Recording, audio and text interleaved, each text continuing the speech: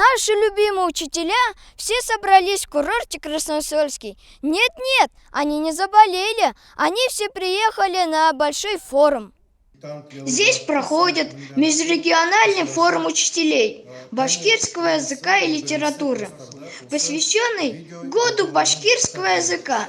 Обменяться опытом и прокачать свои знания приехало порядка 250 человек. Это руководители башкирских лицеев, гимназий, учителя башкирского языка и литературы. У каждого есть свои секреты.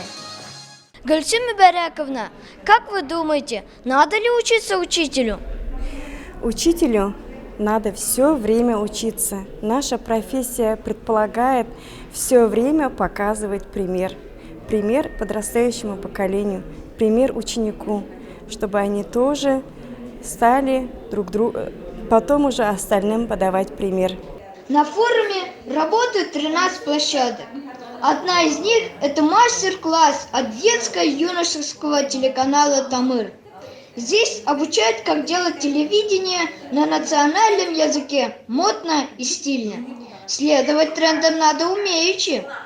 Ваше любимое правило на уроке башкирского языка? К твердому твердое, к мягкому мягкое. На форуме учителя обсудили новые идеи, как сделать башкирский язык еще более популярным. Особенно среди нас, молодежи, все чаще школы преображают статус полилингвальных.